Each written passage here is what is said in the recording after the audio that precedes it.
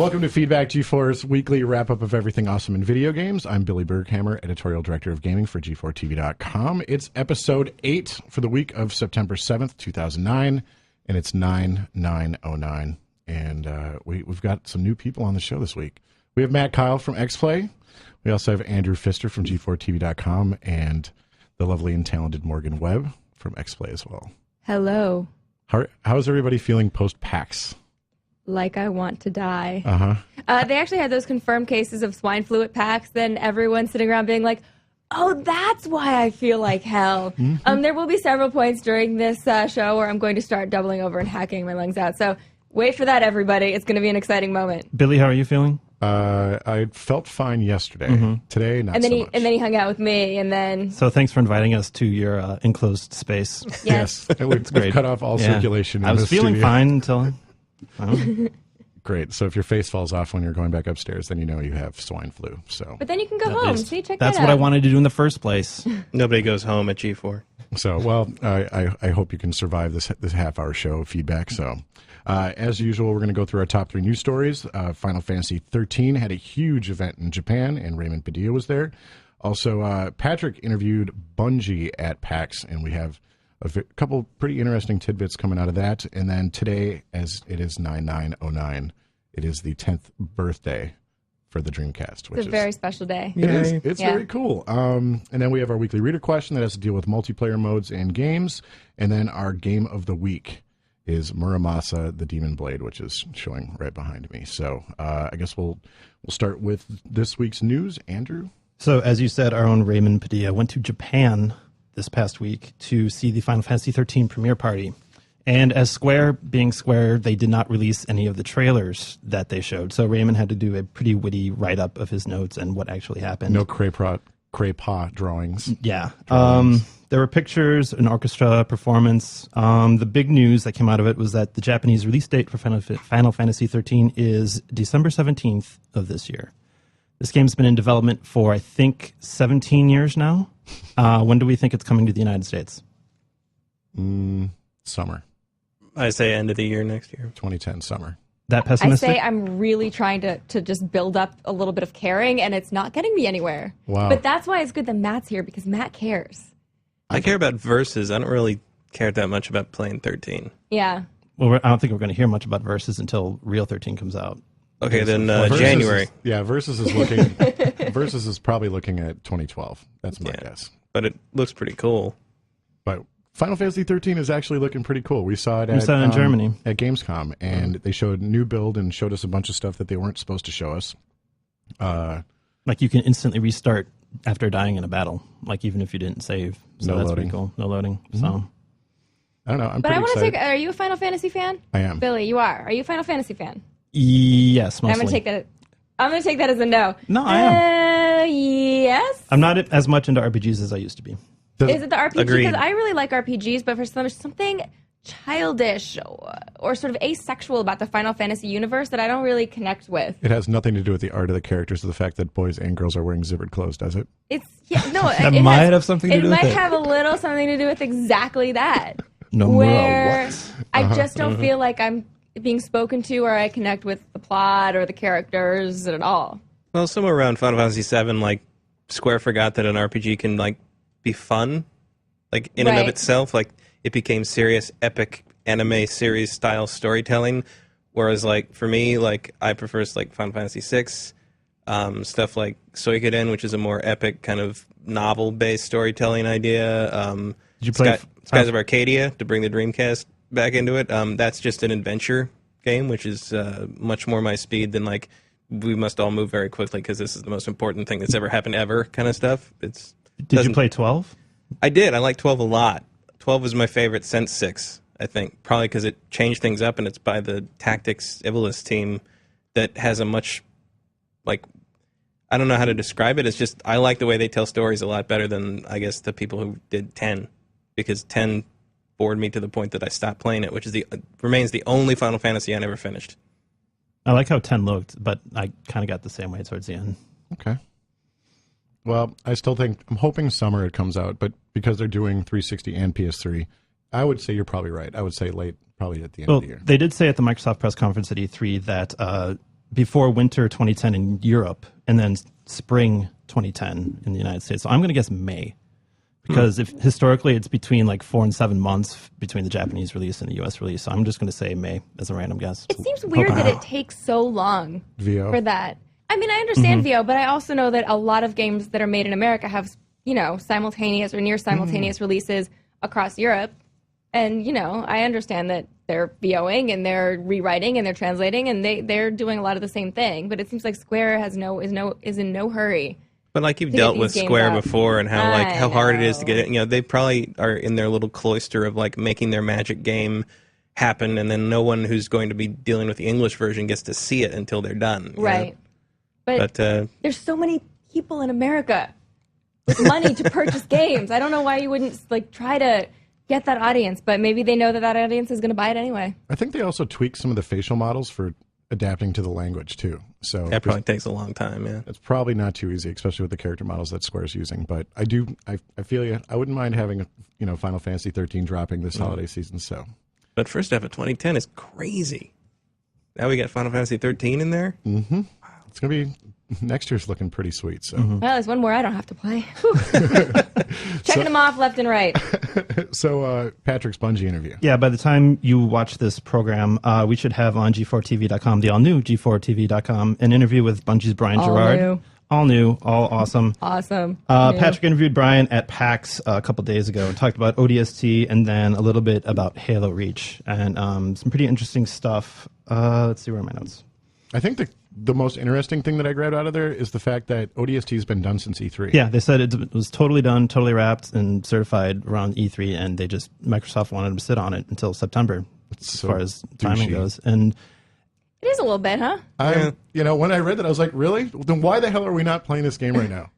I mean, because there is a large portion of the summer where I'm like, guess I'm going to go play Warcraft because played everything else. There's nothing else to play. Waiting for the holidays. You know what? Would have been awesome playing ODST. But Brian said that the reason they kept it till the holidays because they always need a big release for the holidays, so that's why Microsoft slated that for the holiday. But right. Microsoft's not the only company that holds games even though they're finished. Nintendo's notorious for doing that and spreading games out over the calendar year. But without ODST, their big game this fall would be Forza, right? And then beyond that, the interesting was that at one point, I don't think they have it anymore, but Bungie had 3 teams working. They had the ODST team, and once that started, they had the Halo Reach team go on their own full-fledged prototyping. When ODST stopped, they moved people on to Reach, but all the while in the background, they've been working on something else, something super secret and totally different, and something that's not Halo, that they're not ready to talk about yet. I love the last time they did something different. It was Halo Wars, so we'll see how this new different thing goes. Well, they've had that rumored fantasy-based project in the works since yeah. before they were even bought by Microsoft. So. Yeah. Well, Halo Wars was ensemble, but Bungie doing something completely different could be very interesting, and it's nice to see developers actually take that chance and try to do something. I mean, DICE moving away from Battlefield and doing Mirror's Edge, it was a completely different game from them, even though it was first person based. But so does completely different have to mean not a space based shooter? What do we think that they can do? What do you think their strengths are? kids games. Halo Kids kart games? racing. Halo kart. Spyro the Dragon. My Halo coach. Lord. Yeah, I want that on the DS. So who knows what they could do? I mean, they obviously got shooters down. They can make and craft really nice worlds. RTS, they did Myth. That was good. I mean, they've proven they have versatility before. I don't know how many of those people are still at Bungie. True. Excited for Reach? I want to know more. I want to know what this world is and why I should care about it. Did you read the book? Did you read the book? Yeah, I read the book.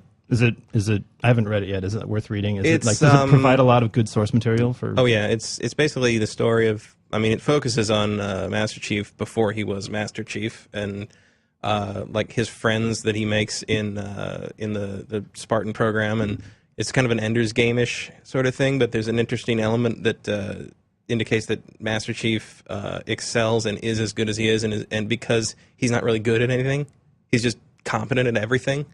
And so he teams up with the best sniper in the group and the best recon guy in the group and the best heavy weapons guy in the group. But he's the leader because he can do everything. but he just doesn't excel.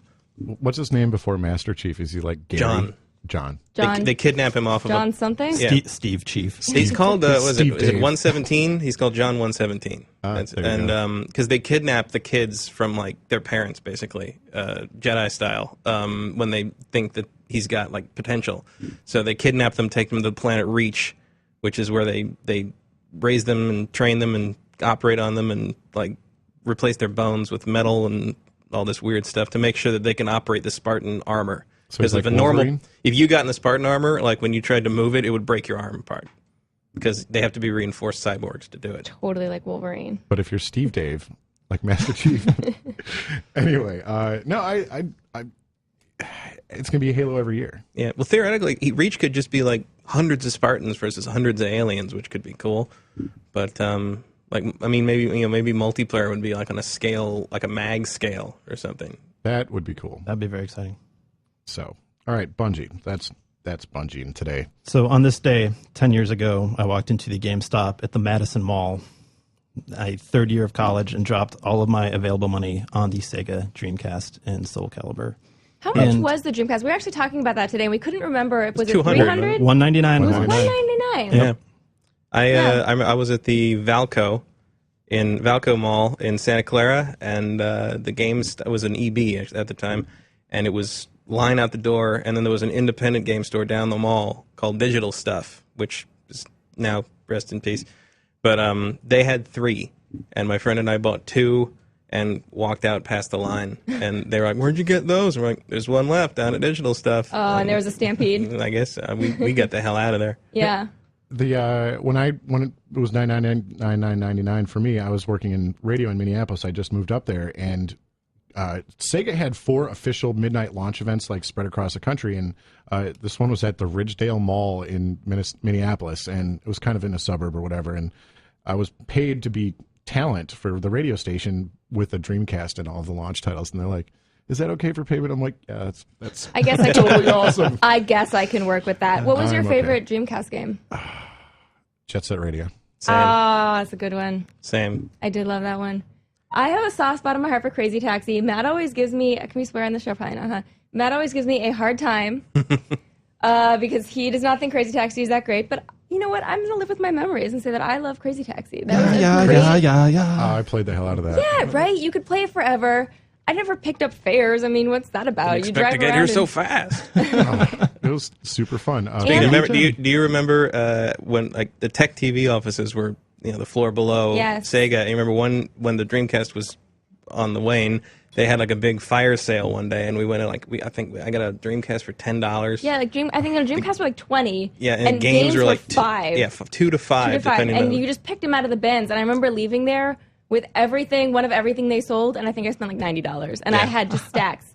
And that's when I got Project Seaman, because I did not purchase they were Project $2 Seaman for Project Seaman originally. And then I experienced the joy of that game, and I still love that game. Did you ever get one of the little tadpoles to yell at you when you're trying to get to speak English? Oh, they're horrible. Because you'd say, it would be like, blah, blah, blah, blah, and you're like, talk. And I remember my roommates and I at the time were all yelling at it, talk, say something, because it's been days. They weren't doing anything. And finally we're like, talk, speak English. And it just turns to the screen and goes, why do Americans always think everybody has to speak English? Sheesh. And then just went right back to and like blew my mind.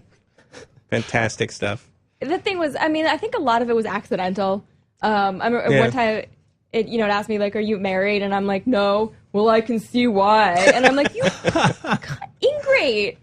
And that game should not. I mean, it's kind of horrific for children. You get a Nautilus and you're all excited. Oh, I have a Nautilus, and then the tadpole spores with the human faces burst out of the Nautilus because they've been eating it from the inside out. I mean, it's kind of horrible. Teaches kids about biology. It sure does. Every time you log in, Leonard Nimoy tells you your seaman is cold, which is a singular experience in video games. Which is fantastic. It's of course, we logged in again and again and again because you just reset the system clock.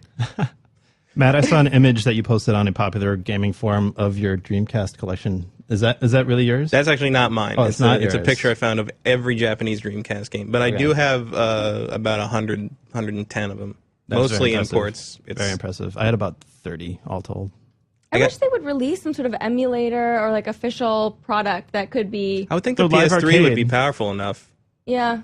I just want another Jet Set Radio and somebody to take another crack at Echo in 3D. If they would start reselling them on Xbox Live Arcade and PS3, I would buy them.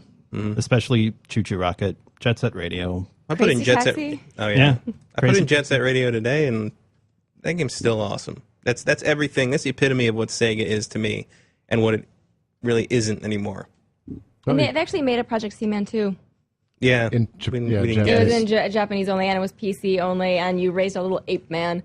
And really, do you need somebody to be rude to you that you're taking care of? I don't have a teenager for a reason. So I don't know why I would really want that anymore, but at the time it was revolutionary. Well, you can thank Sony for destroying the Dreamcast with the PlayStation 2. I think Sony can share the blame with Sega. There was a few joint moves effort, there. yeah.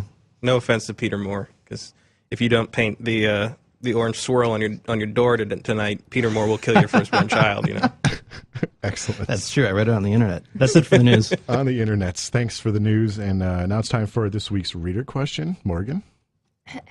This is from Flutzy. Flutzy? Flutzy. We'll give him Flutzy.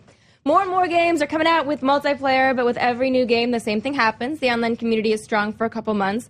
Then everybody goes back and plays Call of Duty or Halo or Battlefield, etc. When will developers stop trying to add a half-ass multiplayer component, his words, not mine, to heavily strong single-player games? I would much rather like to see developers use their THERE money to make a better and stronger campaign than try to add multiplayer. THEN. See, I think there's two different things going on here. I don't think there are games that force a multiplayer element that it's poor. Like, it's just a bad multiplayer element. The Darkness, as But- an example. Yeah. I can't believe Brothers in Arms had an absolutely terrible multiplayer element to it, and it felt totally tacked on. Now, but there are also communities people just move away. They move on. There's new games that come out. That's why I'll move from one multiplayer game to another, or I just keep falling back on World of Warcraft. So We gamers are a fickle bunch. Yeah. Even when a We developer are, uses and- their whole ass for this multiplayer, like Red Faction had a really great, solid multiplayer, and I don't know how many people are still playing it, but I can't imagine it's going to be very popular when ODST comes back out and Call of Duty. And why not put it on there? Some people might like it a lot. Some people maybe only get 1 or 2 games a year. Maybe they don't have Call of Duty Battlefield. They're going to be playing that a lot, and good for them. Yeah. I think developers feel forced sometimes to make multiplayer.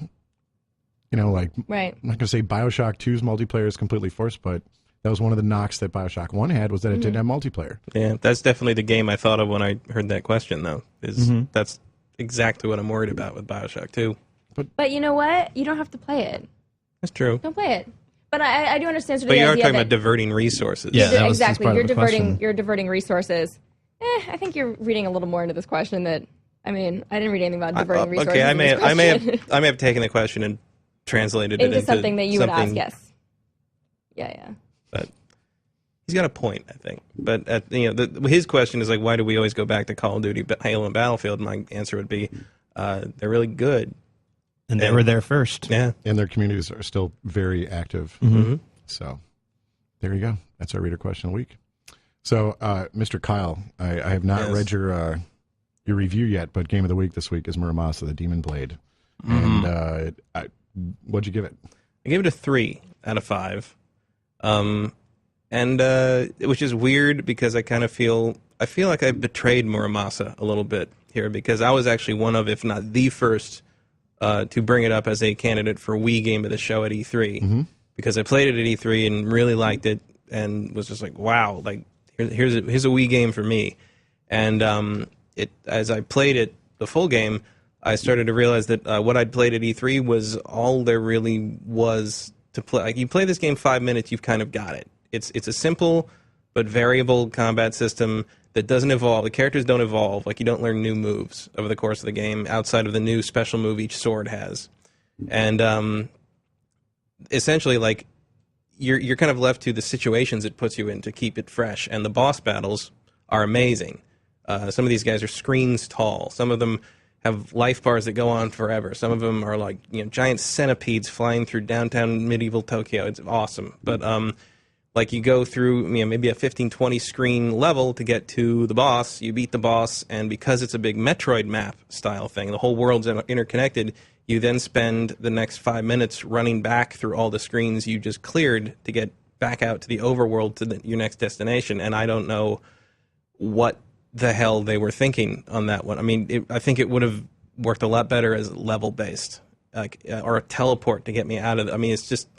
I guess that's when I'm supposed to like appreciate their backgrounds or look at how nice the animation the enemies is. aren't there. Like the enemies don't respawn. No, sometimes they do. Sometimes they do. Yeah. It's hard to predict, and I think actually, like when I was playing on the hard, there's two difficulties. One is brain dead easy, and the other is we're going to kill you now. And on we're going to kill you now, they do respawn random monsters pretty often, like when you're running through. But that's also kind of just the same group of ninjas you've already fought. So you're like, well, I've done this, and oops, I got hit once, and there go all my healing items, and it's a harder game in that regard, but it's not really more interesting. So, like, if the art style is amazing, it's definitely about you definitely feels like Princess Crown 3. It's definitely Princess Crown Odin Sphere style, but the same guy as Vanillaware, and I mean, if you're into that, if you're gonna look at something and want some kind of a side scroller that's just got that art style and the great music, the Japanese influenced music with the kind of electronic beat to it, and the just sort of a light action RPG that is going to challenge your comboing skills. I mean, I think you can get that meter up to crazy levels if you know what you're doing and you practice these things. I had a 480 hit combo earlier today on one of the bosses, and it's very satisfying.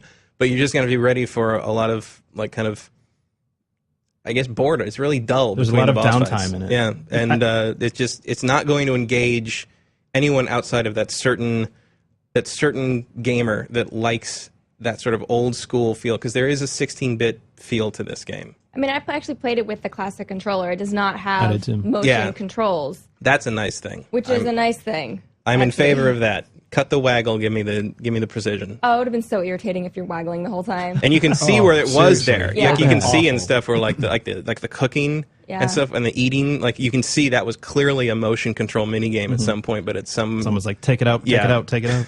I And didn't the get to story is like so cliche, but I feel like they're doing it on purpose. But it's almost not. It's not quite ironic. You know what I mean? Like you can't really tell if they're doing it on purpose or they're just bringing up cliches It's like on they're purpose, or the if they're story's doing like it trying to because they couldn't confuse you. think of anything Yeah, else. they're trying to confuse you from the start. It's like character is a relative of this character whose soul is parted from this other character by a deity, and the deity is actually looking for someone else, and he hails from this region. And you're like, Yeah, well, I must think get he's- souls. I think Must it's get based on souls. I think it's based on actual myth and legend from okay. Japan.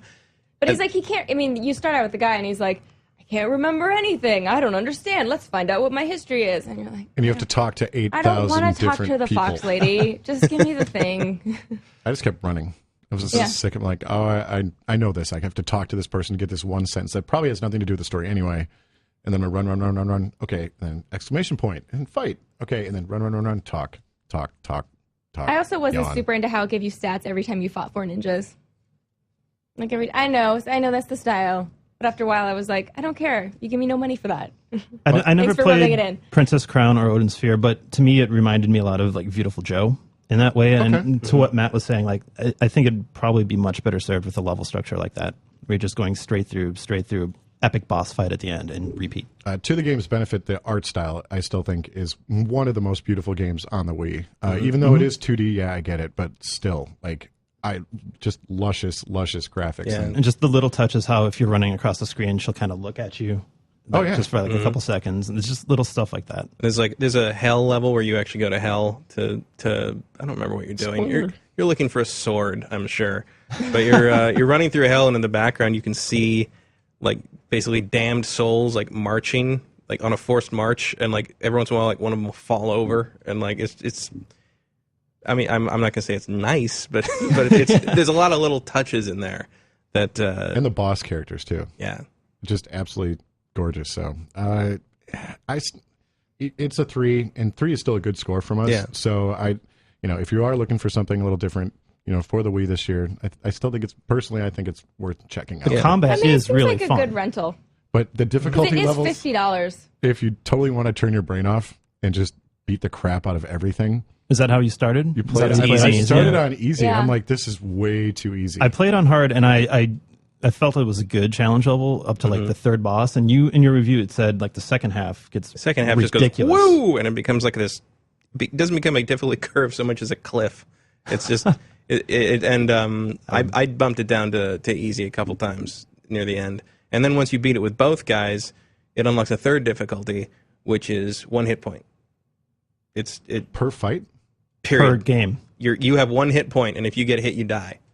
You have to play that. You have to beat the game perfect. Holy crap. And the great thing is, it like, has replay value. yeah, the great thing is, like, you can do. I mean, you can do that. Like, the combat system supports that. It is doable, but you're not going to be playing ODST if you're going to be practicing that hard. There's got to be a video on YouTube somewhere. Well, I was going to say we should have you try and just film your attempts for like the next 5 months. We have to get the 20 seconds. bleep ready. Bleep. Uh-huh. There is replay value. I mean, you beat it with both characters, and then you can combine their sword forge branch charts, and then like you can forge the ultimate sword, and that's what if you use that to beat the game with. Again, you get the true ending, and it's there is the traditional sort of, hey, do it again, check it, and also once you beat the game with a character, that character can teleport between save shrines, which makes life a lot. Why did they nicer. save that? I don't know. They told me that at the end, and I'm just like, why now? Why now? You have to work for it. So, and I have to thank them for allowing the Wavebird to be used, or the GameCube controller, Yes. because the classic controller, I have one. It just feels like a gimped PS2 controller to me. I had issues with double jumps and jumping down. That's all I had. I have to say with. this was the first time that I've actually used the classic controller. I opened up my drawer where I keep my controllers. I'm like, oh, check this out. I have classic controllers. I wonder when I bought those. Launch day. It was probably as soon as they came out, actually. I think I got you one at that launch event. I think you did. Yeah. I think you did. Yeah. So there you go. Muramasa the Demon Blade from Vanillaware and Ignition Entertainment. Gets a meh. If I think if the game catches your eye or your interest, you'll probably like it. So more of But a just be ready for and a meh. It's exactly. It's better for some people than yeah. other people. This is your mom who likes Wii Sports Resort. Probably don't get not that gonna one like for her. I'm glad our scoring system has gotten down to a monosyllabic grunt. This game gets a. What would a 5 be? We need to record that and just put that as a button. I'm totally going to save that for next week. So, No. That's this week's edition of Feedback. Thank you guys so much for coming by. It was a lot of fun having you. Yeah, it's fun being here. And we're going to be back next week with the normal regular show, but then the following week, Tokyo Game Show. We're going to be our second international appearance with Feedback. Hopefully healthy. Hopefully, no swine wants flu, a hug? nerd flu. Yeah, we're gonna say it till later. So, by the way, you can always get this on G4TV.com, but you can also download this through the iTunes Music Store. And please add a review if you like the show. And if you don't, then just keep it to yourself. Yeah, we'll delete it. So, but it's almost Friday. Hope you guys have a good weekend, and we'll see you next week.